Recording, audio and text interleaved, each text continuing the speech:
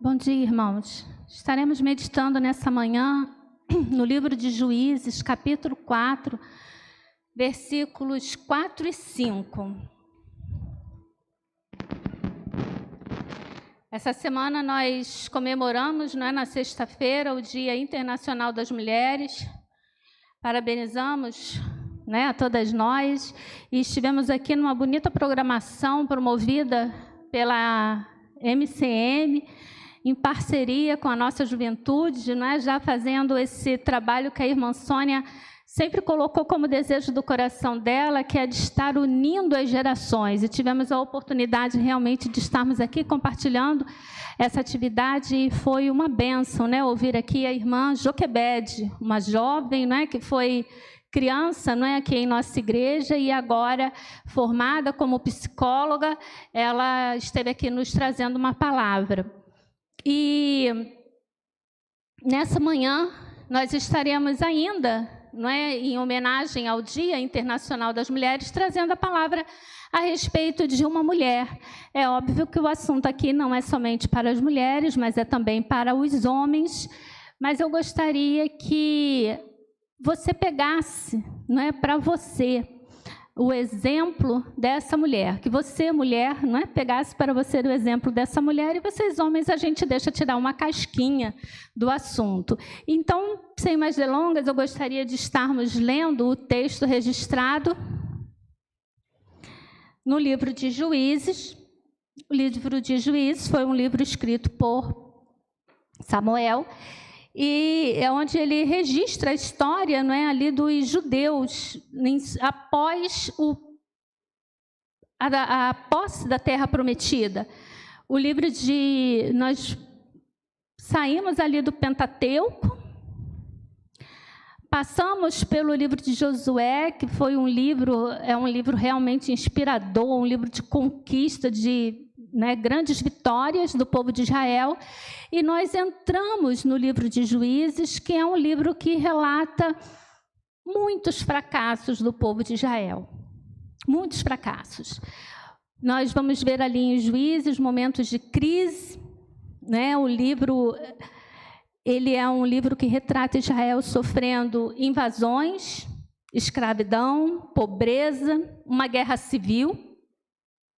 Os israelitas, eles receberam da ordem de Deus, uma ordem de Deus de que eles expulsassem todos os inimigos ali da terra de Canaã, que era a terra prometida, a terra que eles estavam tomando posse, mas algumas vezes eles negociaram com o povo, fizeram alianças indevidas, casaram-se, deram-se em casamento e acabaram ali partindo para a idolatria, que é o grande pecado que Deus condena. O povo passou a viver como o povo de Israel passou a viver como o povo de Canaã. Eles passaram a achar que a depravação daquele povo, o modo de ser e agir daquele povo era normal. Você se identifica com isso? Achar que o pecado é uma coisa normal, o pecado não incomoda mais. O que tem ser assim, o que tem fazer isso? E foi por ter esse tipo de pensamento que o povo de Israel acabava caindo e ficando escravo, muitas das vezes, porque Deus permitia que aquilo ali acontecesse. O povo sofria sem necessidade. Uma coisa é a gente sofrer porque está sofrendo ali alguma situação de invasão, alguma situação de guerra, alguma situação dessa. Outra coisa é você sofrer sem necessidade, porque eles não entendiam, eles não aprendiam as lições que Deus queria ensinar para cada um deles. Eles não se beneficiavam da disciplina de Deus. Eu, enquanto cristã, eu sempre pensei assim, que uma coisa terrível é passar pela disciplina de Deus e não tirar disso a lição que eu precisava. Passar pela disciplina de Deus, todos nós passamos, porque somos pecadores. Mas a pior coisa que tem é a gente passar pela disciplina de Deus e a gente tornar a cair naquele mesmo pecado, a gente voltar a se envolver com as coisas que Deus já tinha dito, já tinha nos disciplinado. Deus livrou o seu povo, levantando juízes que derrotavam os inimigos e libertavam Israel. Por isso o nome de Juízes. Essa era uma época, e aí Juízes 21, 25 nos fala isso, e esse pode ser um dos textos áureos do livro de Juízes, esse capítulo 21, versículo 25, porque ele vai dizer: naqueles dias não havia rei em Israel, e cada um fazia o que era reto. Se Jesus não for o rei da nossa vida, nós vamos acabar fazendo aquilo que bem entendemos, aquilo que o nosso coração diz que é reto. E essa é uma mensagem que está muito aí na moda. E que muitas das vezes a gente, ao ler, a gente até pensa, concordo, que eu preciso ser feliz. E eu preciso ser feliz independente de que a minha felicidade cause tristeza para o outro. Eu preciso buscar a minha felicidade. E às vezes a gente lê aquilo ali e a gente pensa assim, poxa, realmente, né? Eu preciso largar algumas coisas, né? E eu preciso ser feliz. Mas é isso que pensa, por exemplo, um pai, quando ele larga sua família e monta uma outra família. Isso aqui está tudo estragado, né? Tudo estragado. Meus filhos não me respeitam mais, a minha mulher já envelheceu, minha mulher está chata, está ranzinza. Ele vai lá e começa tudo de novo. Ou até mesmo uma mulher, está muito na moda. Né? Larga a família, larga os filhos, não é? Uma coisa que antes a gente achava assim, inconcebível, não, mulher nenhuma larga os filhos. Mas hoje em dia, muitas vezes nós vamos ver exemplo de mulheres que largam a família, largam os filhos e vou começar tudo de novo porque eu mereço ser feliz. E era isso que o povo de Israel pensava, porque naqueles tempos não havia um rei em Israel. Se o Senhor não reinar em nossas vidas, nós podemos cair nessa esparrela. Sempre que há uma crise, existe da parte de Deus uma resposta humana. Esse é um ponto também que muitas das vezes a gente assim acredita mais quer mais, né, o sobrenatural de Deus. A gente busca mais o sobrenatural de Deus. Mas eu vou dizer para você que sempre que tem uma crise, Deus vai trabalhar conosco. Somos nós que vamos ser levantados para resolver a crise. Vou repetir. Sempre que tem uma crise, Deus vai levantar homens e mulheres para resolver a crise. E era o que ele fazia ali no livro de Juízes. Ele levantava o juiz. Ele dava a estratégia para aquele juiz. Eles alcançavam a vitória, às vezes, sem nem se mexer. Não é como ali a gente tem o exemplo de quando Gideão lidera aqueles gato pingado de gente para a guerra contra os midianitas. Os midianitas eram tantos, eles tinham tantos animais que eram como a areia no deserto. E Deus levanta uns poucos homens, coloca eles ali no vale, e sem que eles movam uma mão para a guerra, eles apenas estão com uma tocha e dentro de um vaso, a tocha, né, ali sendo presa à iluminação daquela tocha e um instrumento de sopro para fazer barulho.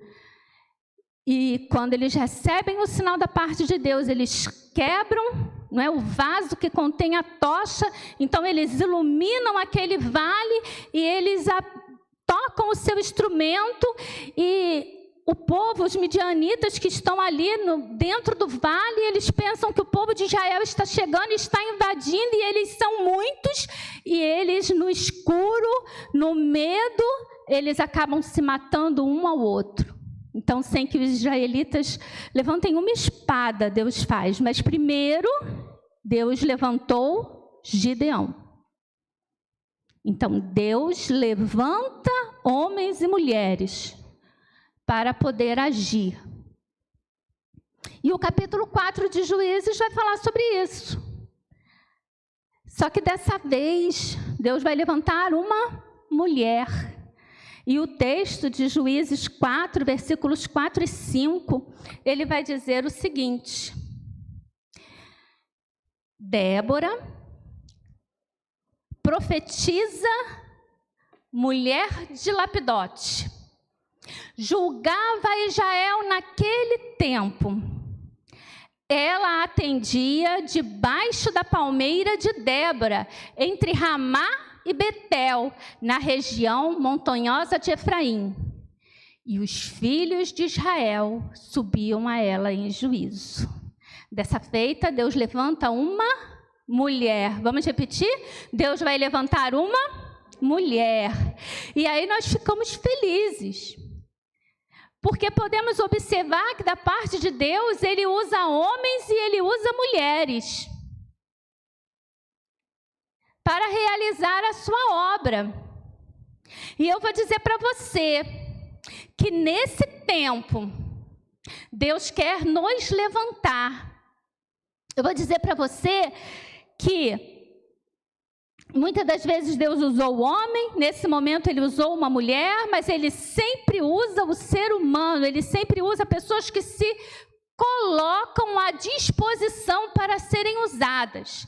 Eu não sei se no tempo em que nós estamos vivendo, de grande degradação em nosso país, de miséria moral, miséria política, miséria material, eu não sei se Deus vai levantar uma mulher.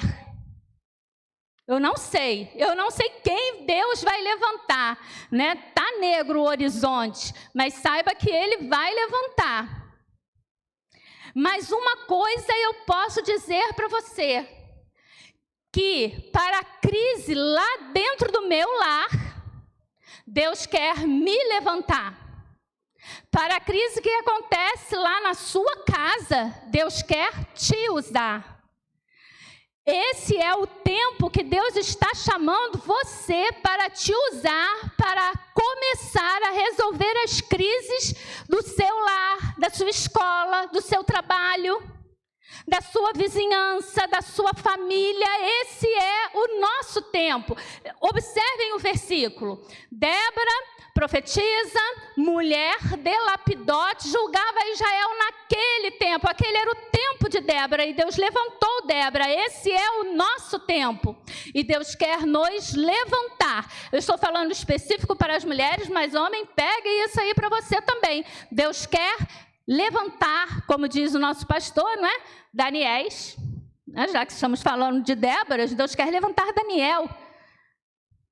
Homens íntegros, que possam ser usados por Ele. O primeiro ponto do nosso sermão é justo isso. Débora era uma mulher. O que Débora era? Mulher. E como é que nós somos? Rabugentas? Quando a gente está de TPM, somos sim. Briguentas? O que nós somos? Vamos? A Amélia? A Amélia que era mulher de verdade, não é? O que nós somos, irmãs? Virtuosas, lutadoras, não é? Guerreiras, mas se tivermos que chorar, a gente também chora, não é? Nós somos leoas, mas nós também somos o quê? Nós lutamos, não é? Mas nós também sabemos o quê? Abraçar, não é? Apaziguar. Eu gosto muito ali quando Rebeca está grávida e ela ora e o Senhor fala: olha, Rebeca, dentro do seu ventre tem 2 nações. Aí tem o caçador e aí tem o pastor. O caçador vai lá, ele mata, ele acaba, ele aniquila, mas também tem o pastor que cuida. E assim somos nós, mulheres. Se tivesse, mexe comigo, mas não mexe com a minha prole. Não é assim? A gente bota logo a mão na cintura, não é? E parece até assim, que está descendo ladeira abaixo. Mexe comigo, mas não mexe comigo. Eu posso falar, mas ninguém mais pode falar. A gente às vezes não deixa nem o marido falar. Essas somos nós. Mas também quando temos que reclamar deles, ninguém sabe reclamar e pegar mais pesado do que a gente. Não é isso? Ou eu estou inventando? Ou só eu que sou assim? Só eu que sou doente, irmãs? Vão me deixar nessa? Não, né? Todas nós somos assim. Deus usou uma mulher e isso é motivo de alegria. Ao ver que Deus usa homens, usa também mulheres, sem preconceito, sem distinção de sexo. O que Deus quer, irmãos, são pessoas que se coloquem à sua disposição para realizar a obra. É isso que Ele quer. Para Ele não importa se é homem ou se é mulher, Ele quer pessoas que se coloquem à disposição para realizar a sua obra. Mulher, Débora, mulher que é mulher que não precisa ser homem. Mulher que não precisa ser homem. Irmãs, nós estamos ficando assim, masculinizadas. Sabe, eu não sou dessas não, irmãs. Olha, se aparece uma barata, eu vou gritar e que venha para pegar. Eu lembro que lá em casa, no apartamento que a gente morava, não era barata não, era morcego. E eu lembro que o Roberto ficava muito pau da vida, porque eu via e eu corria para o quarto, ainda carregava minha prole, né? E eu corria para o quarto com o Rafael e ficava gritando, e ele falava: Ana, você tranca a porta e você me deixa aqui com o bicho. Eu falo: filho, você é o homem. Você é o homem da relação, vai lá e pega o morcego. E ele ficava lá sozinho com o bicho para botar para fora. Eu sou assim, irmãs. Eu particularmente não vejo nenhum problema em ser submissa. Sabe por quê?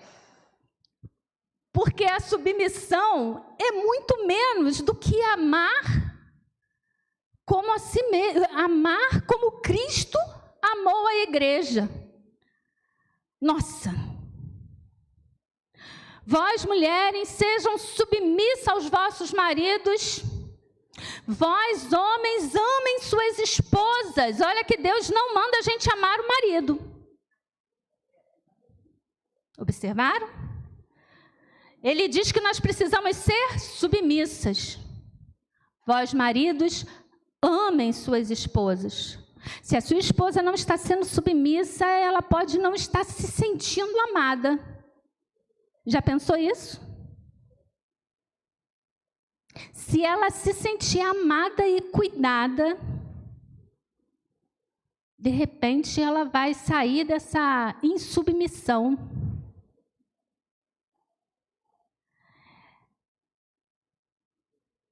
A gente às vezes vê algumas coisas assim, né? Eu já preenchi uma vez desses questionários que vem em revista, né? Criativa, Marie Claire, naquela época que se lia revistas, né? Hoje em dia não tem mais isso. E aí eu fui lá fazer um questionário que dizia se o casamento ia dar certo ou não ia dar certo, se aquilo ali vai ou se vai acabar se separando. Irmãos, eu falei: caramba, Roberto, não sei nem como é que a gente ainda está casado. Gente, olha, tudo ali que preenchia, ele não fazia. O meu marido não é um marido de grandes expressões românticas, né? Isso é até um ponto assim de piada da gente, porque a única vez que ele tentou me fazer uma surpresa, eu não entendi. Fiquei anos, irmãos. Ele colocou um colarzinho dentro de um pacote de bala. Eu só consegui enxergar que era um pacote de bala. Eu estava ganhando um pacote de bala, é isso mesmo? E ele falava: Ana, olha o que tem dentro do pacote de bala. E eu não enxergava. Eu só enxergava que no nosso primeiro dia dos namorados ele tinha me dado um pacote de bala. Então, lá em casa, assim, nunca mais ele fez surpresa. Nunca mais ele falou assim: não, você não entende surpresa. Nunca mais ele me fez surpresa. Ele não vai ficar dizendo que me ama. Poucas vezes. Mas, quando eu acordo de manhã, muitas das vezes ele foi trabalhar e ele deixou meu suco de laranja. Ele fez um pão sem glúten para não mexer ali com o meu estômago, nem sei que parte é essa que a gente não pode comer com glúten, enfim, para que eu não passasse mal, ele deixou meu pãozinho pronto.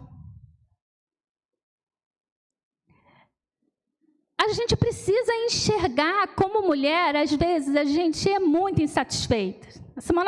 Na sexta-feira eu estava ali no grupo e eu até parei de falar, porque as irmãs começaram a dizer, você vê tudo com olhos muito cor-de-rosa. Vejo não, quem lida comigo sabe que eu vejo uma realidade nua e crua. Mas a gente precisa ver através dos mínimos gestos. Olha, eu posso escolher, ou eu vou ser infeliz. Irmãs, nem sei que dia que foi, acho que foi domingo passado, eu me arrumei todinha. Aí cheguei e falei assim, tô bonita? Meu esposo fez assim, tá bonita? Falei, Rafael, seu pai nem olhou para minha cara. Irmãs, se eu quisesse, eu podia ser infeliz por causa disso. Mas eu prefiro ver em outras ações dele esse amor. Já eu lido com algumas mulheres que o marido vive dizendo, eu te amo, querida, eu te idolatro. Mas é ela que trabalha para levar o sustento para dentro de casa, enquanto ele malha. Mas ela é feliz assim. Então, para de dizer minha nossa. Porque é a felicidade, ela pode escolher, eu vou ser feliz ou eu vou ser infeliz. É uma escolha. Mas a Débora, a Bíblia vai dizer assim, olha, Débora, profetiza, mulher de Lapidote. Antes de Deus dizer que a Débora é mulher de Lapidote, que Lapidote é o marido de Débora, Lapidote não é uma cidade, Lapidote é o marido de Débora, ele vai dizer que a Débora era profetisa. Isso significa que a nossa espiritualidade, a nossa vocação, o nosso chamado está antes da nossa humanidade, porque antes da Bíblia dizer que ela era uma mulher, a humanidade de Débora, ela é uma mulher, a Bíblia vai dizer que ela é profetisa. O livro de Jeremias vai dizer, Jeremias 1, versículo 5, antes mesmo de te formar no ventre de sua mãe, eu te escolhi. Você foi escolhida, você foi chamada, você está vivendo o tempo que Deus te chamou. Ele está dizendo, eu te escolhi. Antes que você viesse ao mundo, eu te separei e te designei para a missão de profeta. Vamos repetir? Tem como botar esse versículo, Isabela? Jeremias 1, versículo 5. Antes mesmo de te formar, no ventre de sua mãe, eu te escolhi. Antes que viesse ao mundo, eu te separei. E te designei para a missão de... mas está muito fraco. Eu te designei, eu te constituí as nações. É isso. Isso é vocação. Deus separando os seus para realizar a sua obra. Ela, não uma outra mulher, foi escolhida para a missão. Antes de nós sermos avós, antes de nós sermos mães, antes de nós sermos tias, filhas, profissionais, antes de qualquer coisa, nós somos profetas. Ele quer nos usar para o louvor da sua glória. Mas ele diz que Débora, mulher, profetiza, mulher de Lapidote. Lapidote é um homem.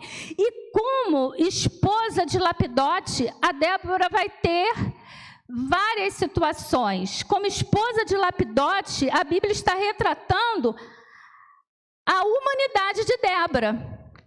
E como esposa de Lapidote, irmãos, como esposa, acontece aquilo. Tem dia que está tudo muito bom. Tem dia que nada está bom. Tem dia que eu vou abrir o armário e ali não tem as coisas que eu quero para minha casa, para alimentar os meus filhos, e isso vai me entristecer. Tem dia que eu vou abrir meu guarda-roupa e eu vou pensar, não tenho nada para vestir. Tem dia que eu vou querer comprar algo novo, mas eu não vou ter condições de comprar. Essa é a humanidade. Tem dia que eu vou querer ir no salão fazer meu cabelo, arrumar o cabelo, mas não dá. Como a gente conversou aqui na sexta-feira, tem dia que eu não quero fazer a janta. E aí a irmã falou, a gente chama o iFood. Mas depois ela mesma lembrou, mas nem sempre tem-se o dinheiro para o iFood. Então tem dia que eu vou ter que fazer coisas querendo ou não querendo. Essa é a humanidade de uma mulher, seja esposa ou não seja esposa. Tem que fazer. Como mulher de Lapidote, eu tenho muitas tristezas, ânsias, alegrias, ansiedade, medo. Mas como profetisa, eu não posso deixar que essas coisas me abalem. E aí, existe a necessidade de termos o equilíbrio entre a mulher de Lapidote e a mulher profeta. Débora, vamos repetir comigo? Profetiza, mulher de Lapidote. A Débora, mulher de Lapidote, recebe um diagnóstico ruim e ela chora. Ela chora, ela é a mulher de Lapidote, ela não queria receber aquele resultado, que o seu exame desse aquele resultado. Mas a Débora profetiza, ela levanta a cabeça e diz, o Senhor é o Deus que me cura de toda a enfermidade. Ele levou sobre si as nossas dores. Como profetiza, ela chama, ela declara, o Jeová Rafá é o Deus da cura, esse é o meu Deus. Como mulher de Lapidote, você tem todo o direito de chorar, mas você precisa lembrar que você também é mulher profetiza. E aí você pega a Bíblia e você declara como profeta as promessas de Deus, as profecias bíblicas. Como mulher de Lapidote, a gente abre o armário e percebe a falta de mantimento. Isso nos incomoda, isso nos chateia, mas como mulher profetiza, nós dizemos, o meu Deus, segundo as suas riquezas, suprirá as minhas necessidades em glória em Cristo Jesus. Amém? Como mulher, você fica entristecida por não ter algumas coisas, mas como profeta, você precisa declarar. Eu lembro que, numa outra Bíblia, estava aqui buscando um versículo que eu anotei, e ele diz que o Senhor proveu muito mais no momento de dificuldade do que ele havia provido no momento de colheita, de grande abundância. O Senhor, Ele é presente. Não esqueça, o Senhor está presente. Ele é um Deus de perto. Como mulher de Lapidote, a gente entra tem pânico, tem medo, tem síndrome do pânico, mas como mulher profetiza, precisamos erguer a voz e dizer, o Senhor é a luz e a minha... tem que repetir, o Senhor é a minha luz, a minha... A quem? Oh, Jesus! O Senhor é a força da minha vida, de quem recearei? De quem recearei? Como como mulher de Lapidote, você olha para os seus filhos e você teme sobre o futuro deles. Mas como mulher profetiza, você ouve a voz de Deus dizendo ao seu coração: reprime a voz do choro, enxuga as lágrimas dos seus olhos, porque o seu trabalho não foi em vão. Amém? Vamos repetir? Reprime a voz do choro. Eu quero as mulheres repetirem isso aí, porque vocês choram o tempo todo, não chora, pastor? Repete agora: reprime a voz do choro, enxuga os seus olhos, as lágrimas dos seus olhos. Então vamos repetir, olha: reprime a voz do choro, enxuga as lágrimas de seus olhos, porque o seu trabalho será recompensado. O seu trabalho não é em vão. Ensinar aquela lição todo dia não é em vão. Se estressar educando não é em vão. Ficar com o joelho ferido orando pelo jovem que está se entregando no mundo não é em vão. Reprime a voz do teu choro e enxuga as lágrimas, porque o seu trabalho não é em vão. Está lá em Jeremias, eu só errei porque não trouxe a referência completa, porque eu acho que esse é um versículo que merece ser anotado nas páginas da nossa Bíblia. Mas a Bíblia diz que a Débora é uma mulher profetisa, vamos repetir? Débora, mulher profetisa, mulher de Lapidote, julgava Israel naquele tempo. Aquele era o tempo de Débora, e Débora não deixou o seu tempo em vão.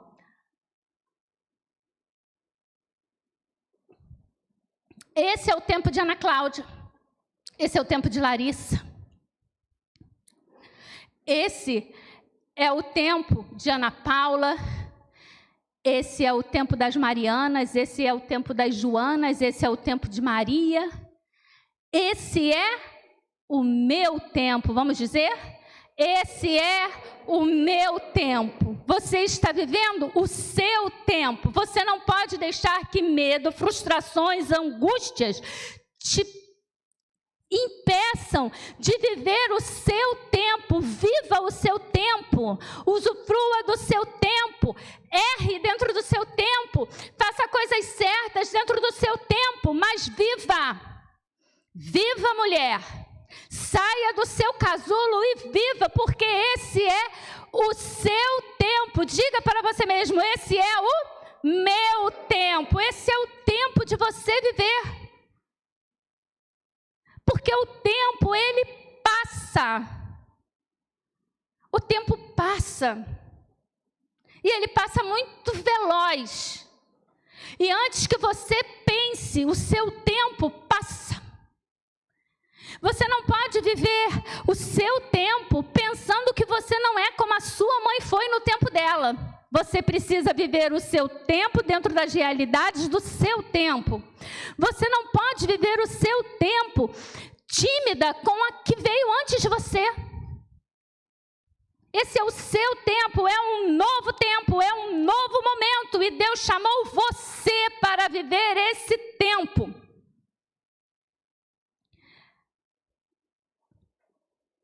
Viva intensamente, porque esse é o seu tempo. Não deixe ele passar sem usar. Não desperdice com medo, com mágoas. Não se paralise por vergonha e medo, porque esse é o seu tempo. Mas o tempo passa e não dá para a gente ficar agarrada em títulos. Não dá para a gente ficar agarrada em cargos na igreja. Não dá para a gente ficar agarrada, irmãos, em ministérios. Não dá para a gente ficar agarrada nas coisas, porque o tempo passa. E aí a gente precisa ter consciência para se afastar e deixar Josué passar. Moisés conduziu o povo de Israel até a porta da entrada da terra prometida. Mas Deus disse: você não entra, Moisés, passou seu tempo. Agora deixa Josué guerrear. A gente precisa dar o passo para o lado e deixar Timóteo passar.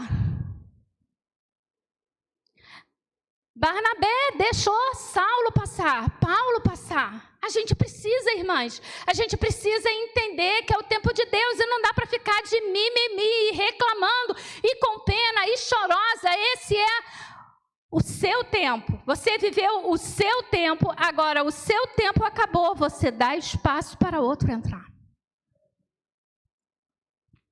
Mas a Bíblia continua. Vamos falar? Débora, mulher profetiza, mulher de Lapidote, julgava Israel naquele tempo. Ela atendia debaixo das palmeiras de Débora. Ela atendia onde, irmãos? Quem plantou a palmeira foi a Débora. Isso aí fala para a gente que não dá para a gente ficar compartilhando palmeira. Cada uma tem a sua palmeira. Cada uma tem que plantar a sua palmeira. Isso significa que você tem que largar a sua procrastinação, pegar uma enxada, cavar a terra, abrir o buraco, lançar a semente, regar a planta e deixar a sua palmeira crescer. Não é que em nenhum momento você vai abrir espaço para uma amiga, um amigo chegar ali e usufruir da sua palmeira. Mas não dá para ficar o tempo todo usando a palmeira da outra. Amiga, ora por mim. Ai, vida, ó, azar, o que está acontecendo? Eu não consigo fazer isso, eu não consigo fazer aquilo. Eu quero tanto emagrecer, eu quero ajudar o meu filho, eu quero fazer isso, eu quero fazer aquilo, mas não vai, entendeu? E você fica embaixo da palmeira da outra, saturando o outro com os seus problemas. Todos nós temos os nossos problemas e os nossos fardos, e a gente ajuda o outro a carregar, sim. Mas, do momento que você foi ajudada, é a sua hora de despertar. É a sua hora de levantar, de reprimir o choro, de enxugar as lágrimas. Porque o seu trabalho não será em vão. Olha, reprime a voz do choro, enxuga as lágrimas, porque o seu trabalho é trabalho, não tem jeito, não tem como ter palmeira sem trabalho. Lá a Isabela colocou a referência, ó, Jeremias 31, versículo 16. O seu trabalho tem que ter trabalho, tem que ir lá e plantar palmeira. A Débora, a palmeira da Débora ficava numa montanha, ela teve que subir a montanha, ela teve que escavar o buraco.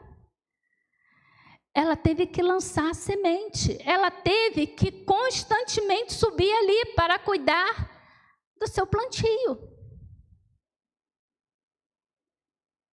Para que um dia ela pudesse usufruir das sombras da palmeira dela. Nós não vamos conseguir conquistar as coisas sem trabalho. Não é? Às vezes as pessoas perguntam, né? Eu queria saber quem foi o inimigo que criou o trabalho. Não foi inimigo, não, foi Deus. Deus criou o trabalho. Mas ele continua. Débora profetiza, mulher de Lapidote, julgar. Olha, se você nunca decorou um versículo da Bíblia, hoje você vai decorar 2. Vamos lá? Débora julgava Israel. Ela atendia entre Ramá e Betel, na região montanhosa de Efraim.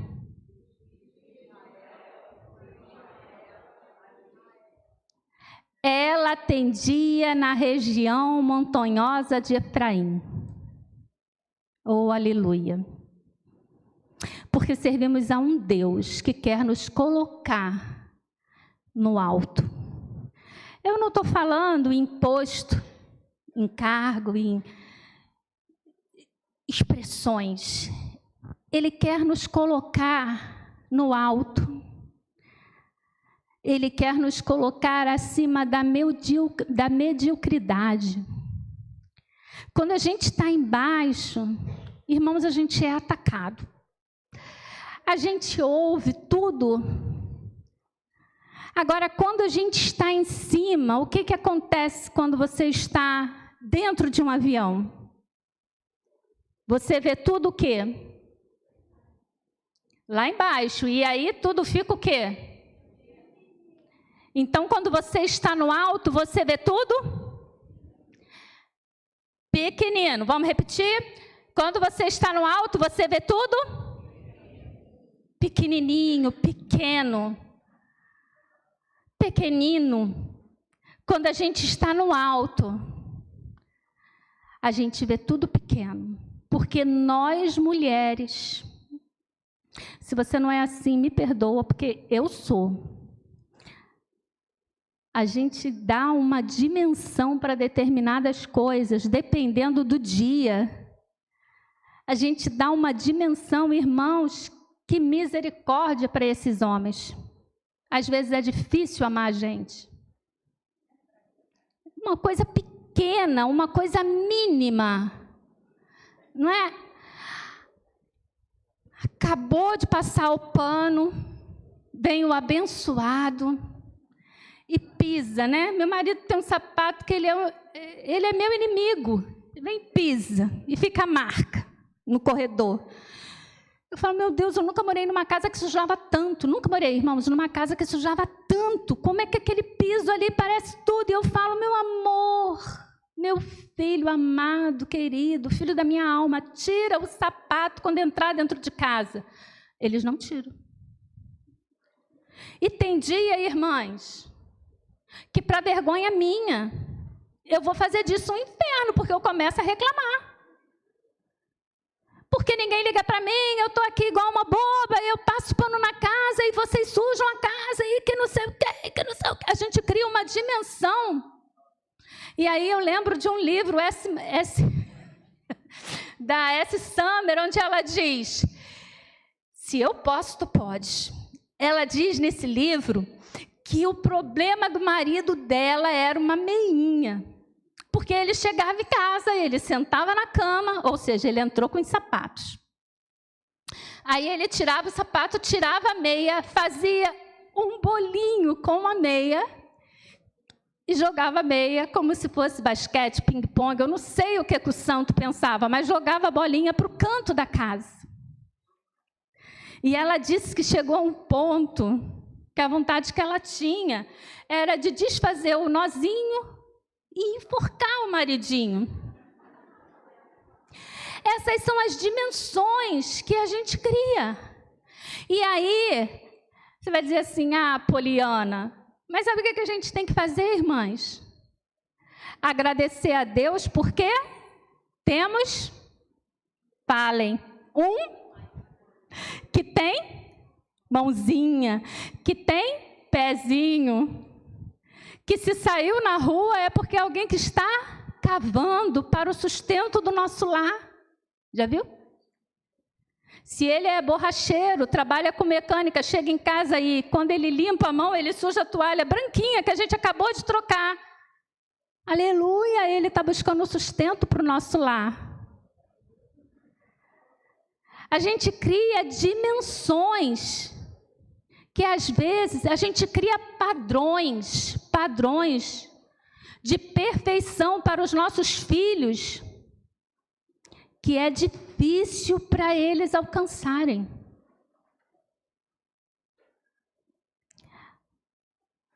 A irmã na sexta-feira estava falando aqui de crianças que porque tira 7, não tirou 8, entra em desespero. Crianças que têm medo dos pais, têm medo da mãe.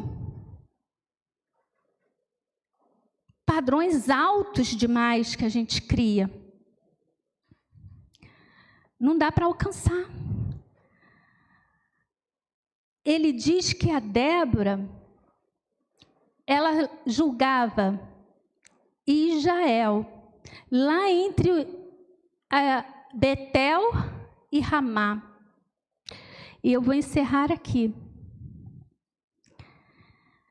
Essa localização entre Betel e Ramá, dizendo que ela estava na montanha de Efraim, simboliza que a Débora estava de frente para as ruínas da cidade de Jericó. E isso é tremendo. Porque quando a Débora subia ali, ela estava entristecida, fragilizada, chateada, e ela subia na montanha e se colocava embaixo da sua palmeira, ela tinha como visão aquilo que Deus havia feito com a cidade de Jericó. Ele destruiu a cidade de Jericó, ele aniquilou os moradores de Jericó. E a Débora podia ter certeza que o Deus que ela servia era o mesmo Deus. Que se ele havia destruído Jericó, ele também poderia destruir os inimigos dela.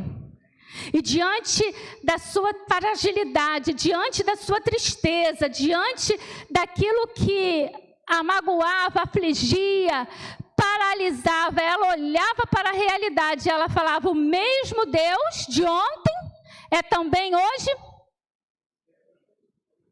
presente, é o mesmo eternamente. Deus é o mesmo ontem, hoje e eternamente.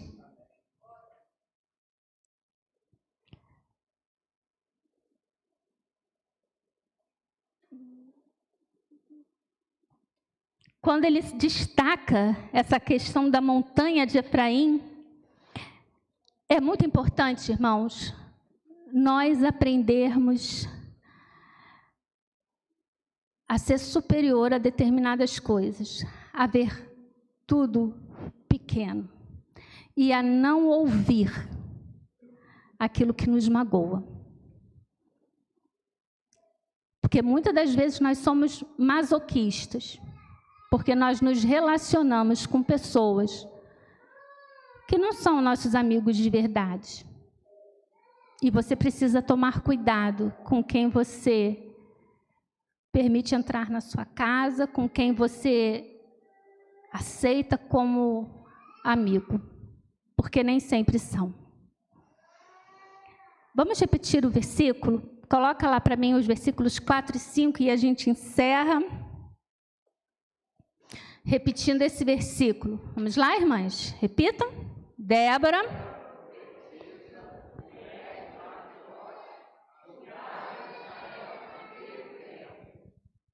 Ela.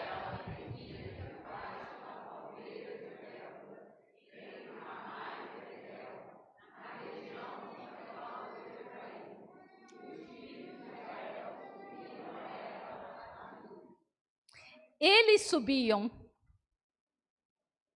Quando você se colocar debaixo da sua palmeira, no lugar alto que Deus quer te colocar, ou seja, acima da mediocridade.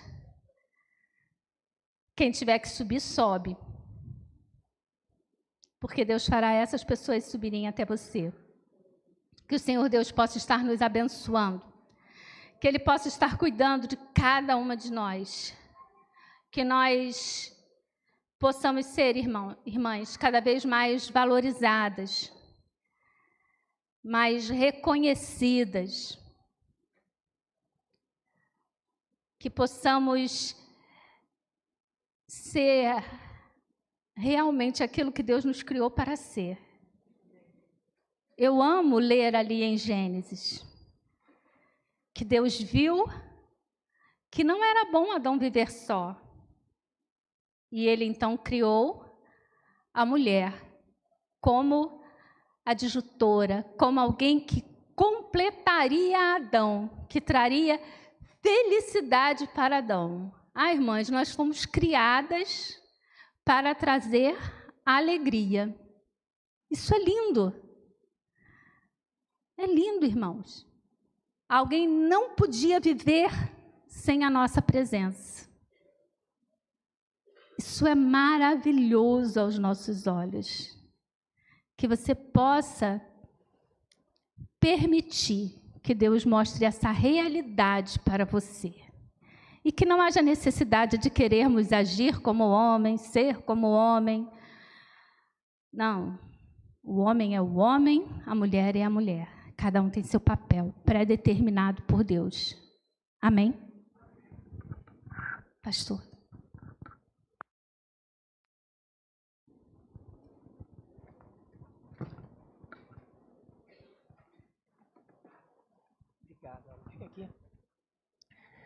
Nós vamos, peço só um instante dos irmãos, nós vamos orar, encerrando o culto. Eu ia pedir às mulheres que viessem à frente, mas vai demorar bastante, e eu vou pedir para que elas, não agora, fiquem de pé, e a gente vai fazer a oração final. Antes, a irmã Ana Paula tem um recado, depois o Rendel, e depois nós vamos orar. Eu não sei se tem aí a projeção sobre o curso do Design Divino. Tá? O Ministério de Família tem se mobilizado, né? E a igreja, então, começará a oferecer alguns cursos na área de família. E o primeiro curso será o Design Divino. Tá? Ele se iniciará no dia 19 de março, está pertinho. A inscrição é pelo link, né?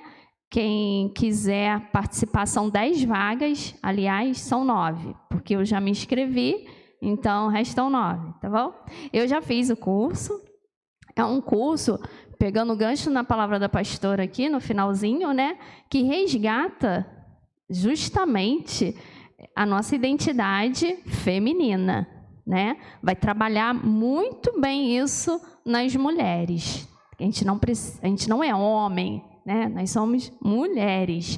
E isso vai sendo trabalhado em nós, resgatando o propósito para o qual nós fomos criados, lá em Eva, quando Deus criou Eva.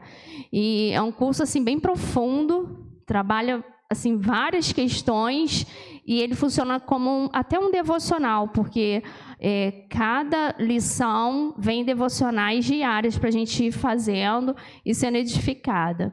Então, você, mulher, está convidada a participar desse curso. Pode também pelo WhatsApp da secretaria solicitar, que aí vai encaminhar para você poder fazer a sua inscrição. Quem quiser também que participe aí, eu participo de vários grupos da igreja, então tem meu contato, pode me pedir no privado que eu também encaminho, tá? E não precisa ser casada, pode ser para mulheres. Nesse primeiro momento, para as adultas, né? Depois nós teremos a planos, né? Tem uma jovem que vai participar, já está convocada para participar, porque a nossa intenção é também fazer esse curso para as mais jovens. E, sem dar muito spoiler, mas também teremos mais para frente o curso dos homens, curso de casados, tá? Que a igreja esteja em oração para que as nossas famílias sejam edificadas, né? Através das mulheres, dos homens e dos pais também. A gente está tentando se empenhar nisso para a edificação das famílias. Amém? O irmão Rendel tem um recadinho também. Vou ser breve, irmãos. Bom dia.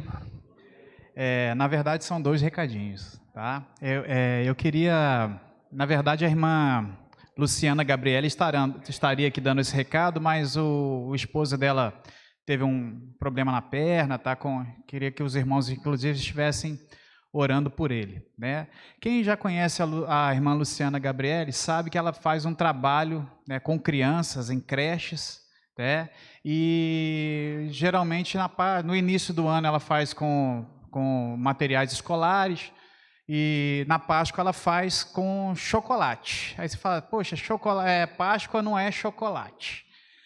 Na semana passada nós tivemos a oportunidade, né, de ir lá no velório da mãe dela. E tivemos a oportunidade de ver a fonte que a Luciana bebeu. Vimos crianças ali chorando a morte da mãe dela. E um menino pequenininho, escreveu uma carta, e na carta dele, de adeus àquela senhora, ele não falava de chocolate, ele não falava de materiais escolares, ele falava sobre a mensagem que Jesus falava a eles através daquelas irmãs, né? Então o chocolate, o material escolar, quando a gente ajuda esse trabalho da irmã Luciana, ele é só um ei, psiu, né? É só uma forma daquelas crianças estarem prestando atenção nela. Mas a palavra de Jesus tem chegado a essas crianças através do trabalho dela, e eu queria convidá-los, eu vou até usar o texto que ela passou aqui. Vamos juntos evangelizar as crianças nessa Páscoa solidária nas favelas. Nosso alvo são 1000 crianças, inclusive a creche da igreja na favela da Tirol, fundada pela saudosa irmã Eunice. Nosso público-alvo são as crianças das favelas. Fazemos os cultos de Páscoa e entregamos no final a caixa de bombom. Te convido a vir com a gente anunciar que Jesus é a nossa Páscoa. Irmãos, isso aí que você está sentindo aí, queimando no seu coração agora, é o Espírito Santo te ajudando, não só para você ajudar te chamando não só para você ajudar com chocolate, tá? De repente você está sendo chamado a ajudar a irmã, né? Procurá-la, né? Quando é que vai ser esse culto da Páscoa? Eu quero ir junto, tá? E tá aí aqueles irmãos que não puderem trazer a caixa de chocolate podem fazer o Pix, né? Nessa chave aí, tá? Que ela vai comprar o chocolate, né? Da caixa de bombom, exatamente. É uma caixa de bombom, geralmente acho que é da Garoto, né? Nestlé. É essa caixa de bombom legal, né, irmãos? Né? Não é aquele... né? Essa caixa de bombom que vende ali no Mundial mesmo, tá bom? E nesse, né, ainda aproveitando, né, isso que está queimando no teu coração e por causa das crianças, eu queria falar com vocês sobre a Conexão Japeri. Os irmãos estiveram vendo nos últimos domingos ali, na entrada da nossa igreja, uma caixa, né, de ajuda, de doações para Japeri. Eles foram muito atingidos pelas chuvas, né, que tem acontecido ainda, né? Alguns irmãos da Igreja Batista em Japeri perderam suas casas, perderam tudo que tinham, e a gente esteve ajudando, né? A nossa secretaria mandou mensagem, né, deles agradecendo as doações que ali chegaram, mas, irmãos, isso aí que você está sentindo aí, a vontade de orar pela Conexão Japeri. Então, eu queria que o irmão estivesse orando pela Conexão Japeri e guardasse essa data, 6 de abril, tá? Calma, 6 de abril. Então, o irmão vai estar orando e perguntando ao Senhor o que você pode fazer pela Conexão Japeri. Amém? Quantos aqui podem orar pela Conexão Japeri? Orar pela Conexão Japeri. Amém, irmãos. Vou contar com as orações dos irmãos. Até essa data nós estaremos dando mais detalhes sobre a Conexão Japeri, mas você vai estar perguntando ao Senhor, para o Espírito Santo estar dizendo ao seu coração o que você pode fazer na Conexão Japeri. Amém? Amém. Vou pedir às mulheres que fiquem de pé, deixar aqui a pastora Ana e a irmã Ana Paula como representantes de todas as mulheres. Nós vamos orar nesse momento, e a minha oração por vocês, como a gente sempre faz, é que o Senhor vos abençoe e vos guarde, que o Senhor faça resplandecer o seu rosto sobre vós e tenha misericórdia de vós, que o Senhor sobre vós levante o seu rosto e vos dê a paz. Senhor Deus, toma em tuas mãos, Pai, toma em tuas mãos cada uma dessas mulheres que se colocaram de pé, de crianças até a mais avançada em idade. Como nós aprendemos nesta manhã, elas têm um ofício, Pai, que é um chamado que vem antes até mesmo da condição humana. Ó Pai, elas são, sim, profetisas, proclamadoras, anunciadoras do Teu Evangelho, Senhor Deus, nas suas casas, nas suas famílias. Ó Pai, que essa palavra que ouvimos nesta manhã fique no coração, Pai, e faça de cada uma delas, Senhor Deus, dê a cada uma delas a autoridade dada por Ti, que elas reconheçam isso, que elas podem, Senhor Deus, ali como ouvimos ali a palavra de Jeremias, aceitar o Teu consolo, enxugar as lágrimas, Senhor Deus. enxugar as lágrimas, porque, ó Pai, Tu tem ouvido, Tu tem visto o trabalho delas, Senhor Deus, e que Tu venha recompensar, ó Pai, para a honra e glória do Teu nome. Recebe cada uma delas nessa manhã, Senhor Deus, e faça delas, sim, mulheres empoderadas, não como é dito no mundo de hoje, mas empoderadas pelo Espírito Santo, cheias do Espírito Santo, capazes de falar do Seu amor, capazes de ser mulheres, sim, Pai, neste tempo que Tu deste a cada uma delas, Senhor Deus. Ó Pai, toma em Tuas mãos. Muito obrigado pela mensagem desta manhã, muito obrigado por cada uma delas, Pai. E que Tu continue abençoando e guardando em todas as coisas. Abençoa a Tua igreja, Senhor Deus. Leva-nos aos nossos lares agora, Pai, para o descanso e para o retorno no culto desta noite, porque queremos continuar proclamando o Teu evangelho.